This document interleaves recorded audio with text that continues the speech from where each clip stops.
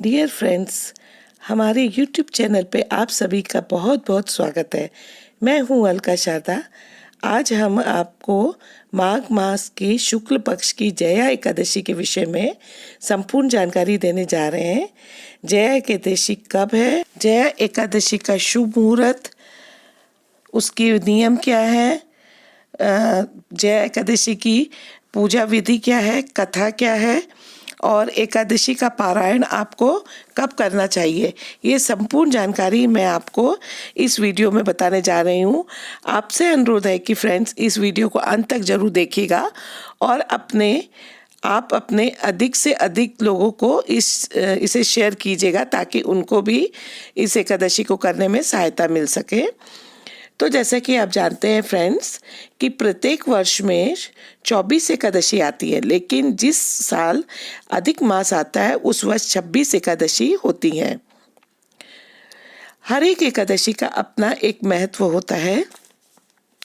माघ मास के शुक्ल पक्ष की जो एकादशी आती है उसे हम जया एकादशी कही जाती है तथा इसे हम अजया एकादशी भी के नाम से भी जानते हैं।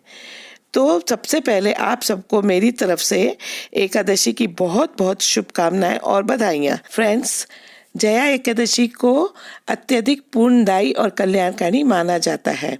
ऐसा कहा जाता है कि इस एकादशी का व्रत करने से मनुष्य बुरी योनि और भूत पिशाच की योनि में जन्म नहीं लेता है। ऐसा कहते हैं कि इस व्रत को जो भी मनुष्य करता है वह श्रद्धा निष्ठा से रखता है तो उसके सभी पापों का नाश होता है और घर परिवार में सुख संपत्ति संग महालक्ष्मी की कृपा बरसती है। घर से दरिद्र और कष्टों का अंत होता है। इसीलिए जया एकादशी का व्रत करना सर्वोत्तम माना गया है। जया एकादशी कब है?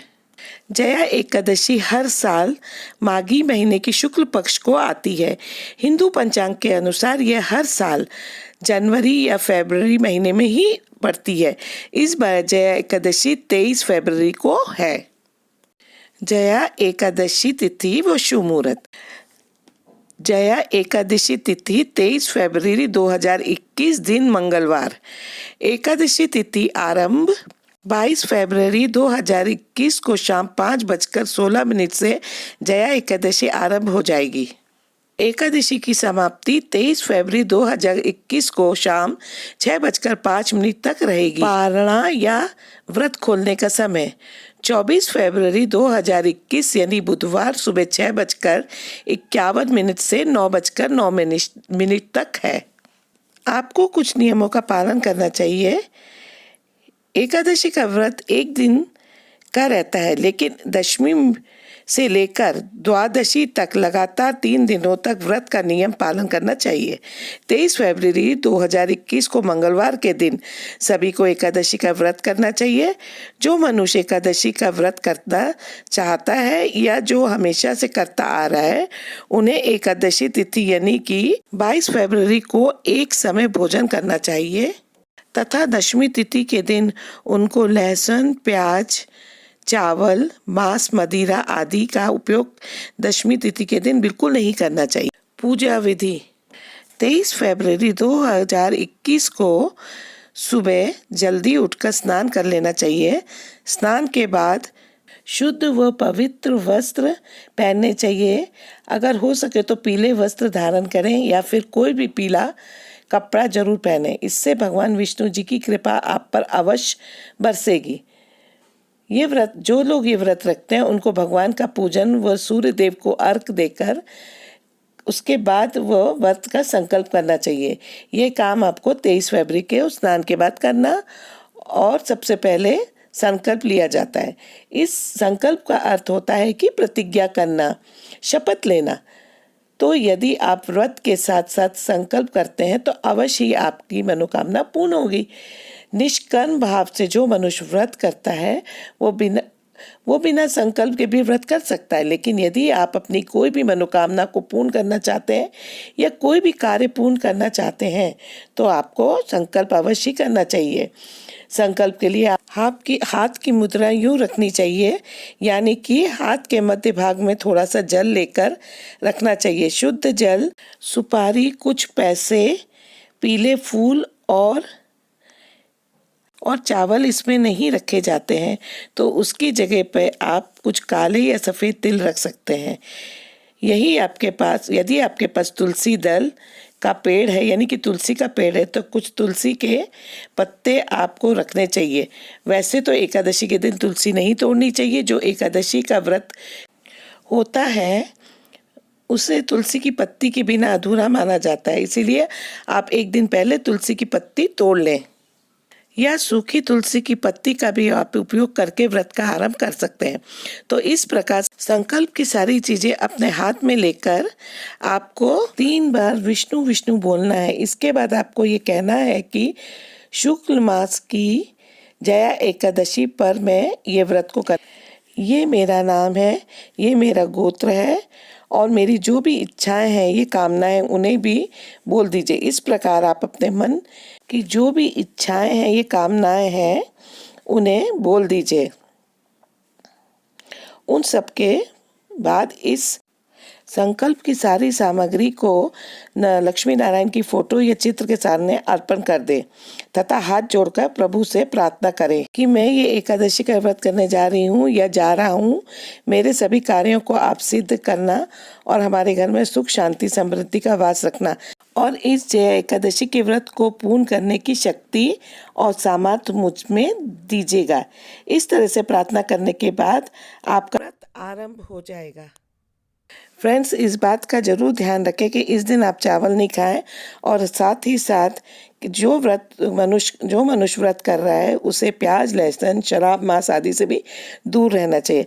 इस दिन पान भी नहीं खाना चाहिए और इस दिन आपको झूठ नहीं बोलना चाहिए, क्रोध नहीं करना चाहिए, लड़ाई झगड़े विवाद से भी दूर रहें। घर के बड़े बुजुर्ग यानी माता पिता या माता पिता के समान व्यक्तियों का आपको अपमान नहीं करना चाहिए। उनकी जितनी भी हो सके सेवा करनी चाहिए। इस दिन देवताओं की निंदा नहीं करनी चाहिए और घर पर आए हुए किसी भी व्यक्ति को खाली हाथ नहीं लौटाना चाहिए। अपने सामर्थ्य शक्ति के अनुसार कुछ दान देना चाहिए। इस दिन आप बिना स्वयं खाए पिए व्रत कर सकते हैं, लेकिन अगर आप नहीं रख सकते तो आप फलाहारी कर सकते हैं।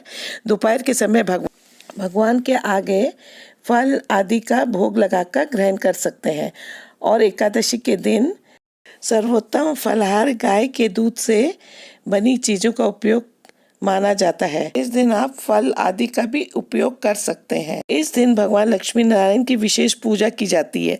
अपने घर की पूर्व यानी कि इस दिशा में पूजन स्थल में आप पीला कपड़ा बिछाकर उसके ऊपर बीच में भगवान लक्ष्मी नारायण की मूर्ति या चित्र स्थापित करें और उनके सीधे हाथ यानी कि राइट हैंड की तरफ चावल का गेहूं की ढेरी रखकर उस पर तांबे का लोटा और उसमें कलावा बांधकर लोटे में आम के पत्ते रखकर उस पर नारियल रखकर कलश को स्थापित करें तथा सामने की तरफ आप बाल कृष्ण यानी कि लड्डू गोपाल की भी मूर्ति स्थापित कर सकते हैं। इसके अलावा अन्य देवी देवताओं की भी आप मूर्ति स्थापित कर सकते हैं, लेकिन एकादशी में विशेष रूप से भगवान लक्ष्मी नारायण और कलश की पूजन की जाती है।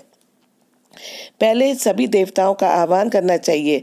पूजन करने से पहले दीपक जलाएं और ये गाय के घी का जलाना चाहिए और अगर आपके पास गाय का घी नहीं है तो आप घी में थोड़ी सी हल्दी मिलाकर भगवान लेफ्ट हाथ की तरफ दीपक को रखें।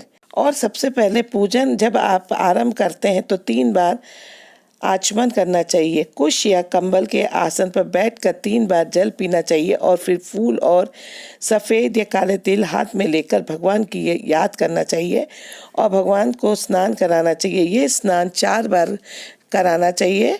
उन्हें भगवान को जल अर्पित किया जाता है। इसके बाद भगवान को वस्त्र आदि पहनाकर श्रृंगार करें। यदि वस्त्र नहीं उपलब्ध हो तो कलावा वस्त्र की जगह चढ़ा सकते हैं, जिसे मूली या रक्षा सूत्र भी कहते हैं। इसके बाद भगवान नारायण व कलश को जनेऊ चढ़ाएं और उनको पीला चंदन लगाएं। पीला चंदन भगवान को अधिक प्रिय है।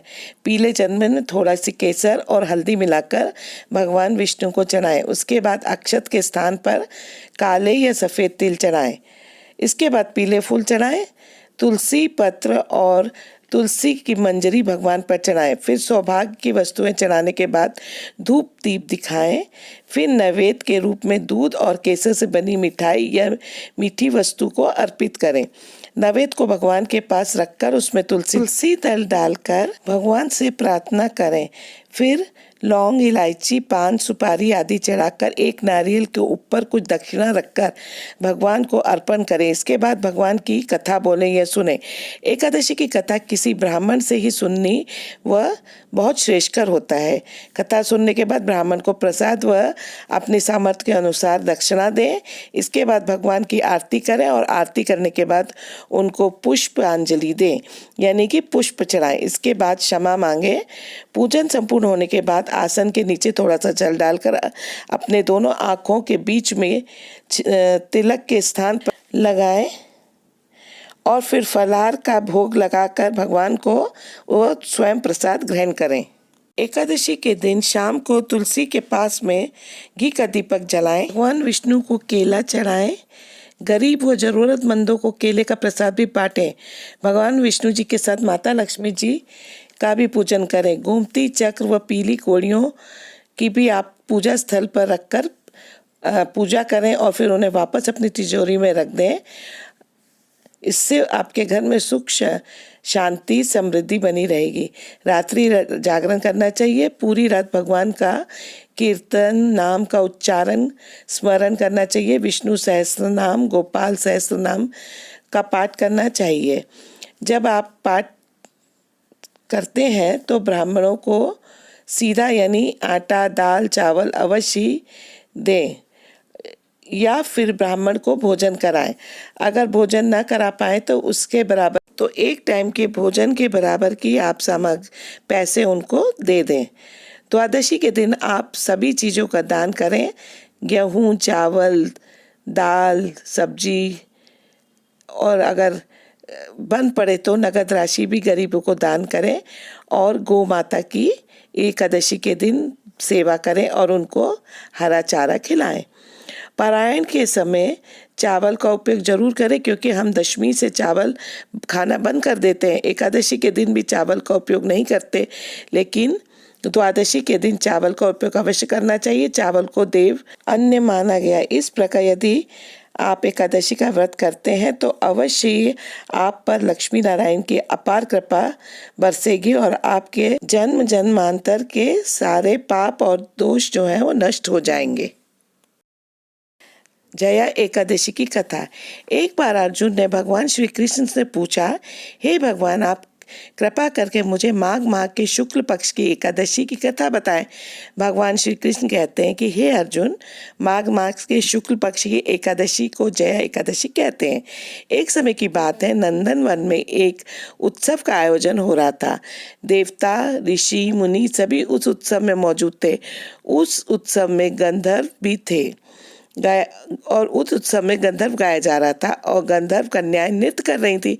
इसी गायकों में एक माल्यवान नामक गायक था जो बहुत ही सुरीला गाना गाता था और वो बहुत ही खूबसूरत था। गायिका में एक पुष्पवती नाम की नृत्यांगना थी। ये पुष्पवती गायिका का माल्यवान गायक पर मोहित हो गई और अपने हाव भाव से उसे रिझाने का प्रयास करने लगी। माल्यवान भी पुष्पवती पर मोहित होकर अपने गायन का सुरताल भूल गए। इससे संगीत की लय टूट गई और संगीत का सारा मजा जाता रहा। सभी में उपस्थित देवगणों को ये अच्छा नहीं लगा। माल्यवान के इस तरह के बर्ताव के कारण इंद्र भगवान ने नाराज होकर उसे श्राप दे दिया कि वह स्वर्ग से वंचित होकर मृत्यु लोक में भूत पिशाचों सा जीवन बिताएं, क्योंकि उन्होंने संगीत जैसी पवित्र साधना का अपमान किया था। साथ ही साथ में उपस्थित गुरुजनों का भी अपमान किया था। इंद्र भगवान के श्राप के प्रभाव से दोनों धरती पर हिमालय पर्वत के जंगल में पिशाची जीवन बिताने लगे। यह पिशाची जीवन बहुत ही कष्टदायक था। एक बार माघ मास की शुक्ल पक्ष की जया एकादशी के दिन दोनों ने कुछ भी भोजन नहीं किया और न ही कोई पाप किया। उस दिन दोनों ने खाली फल फूल खाकर ही पूरा दिन बिताया। भूख व से व्याकुल होकर तथा ठंड के कारण बड़े ही दुखी वो दोनों आपस में पीपल के पेड़ के नीचे दोनों एक दूसरे से सटकर बैठ गए और बड़ी ही कठिनाई पूर्वक पूरी रात उन्होंने बिताई। दोनों पूरी रात अपने द्वारा किए गई गलतियों पर पश्चाताप करते रहे और भविष्य में इस प्रकार की भूल न करने का भी दोनों ने ठान लिया। सुबह होते ही दोनों की मृत्यु हो गई। जाने में ही उन्होंने एकादशी का उपवास किया था। ठंड के कारण दोनों सारी रात जागते रहे और भगवान को याद करते रहे और भगवान का इस तरह से उनके भगवान का जागरण भी हो चुका था। परिणाम स्वरूप विष्णु जी की कृपा से इन दोनों को पिशाच योनि से मुक्ति हो गई और दोनों फिर से अपनी अत्यंत सुंदर अप्सरा और गंधर्व का शरीर पाकर तथा सुंदर वस्त्र आभूषणों से सजकर स्वर्गलोक को चले। देवराज इंद्र जब उन्हें स्वर्ग में देखा तो बहुत आश्चर्यचकित हुए और उनसे पूछा कि वो श्राप से कैसे मुक्त हुए। तब उन्होंने बताया कि भगवान विष्णु की उन पर कृपा हुई। हमसे अनजाने में जया एकादशी के दिन व्रत हो गया, जिसके प्रताप से भगवान विष्णु ने हमें पिशाच जीवन से मुक्त किया। कुछ इस तरह से जया एकादशी का व्रत करने से पूर्व में किए गए पाप कर्मों से मुक्ति मिलती है। तो फ्रेंड्स, आपको यह आज की मेरी जया एकादशी से संबंधित जानकारी कैसे लगी? अगर आपको पसंद आई हो तो आप इसको ज़्यादा से ज़्यादा शेयर कीजिएगा ताकि आपके फ्रेंड्स को भी इसका लाभ मिल सके। और जल्दी ही मैं नए वीडियो के साथ आपसे मिलती हूँ। तब तक के लिए धन्यवाद।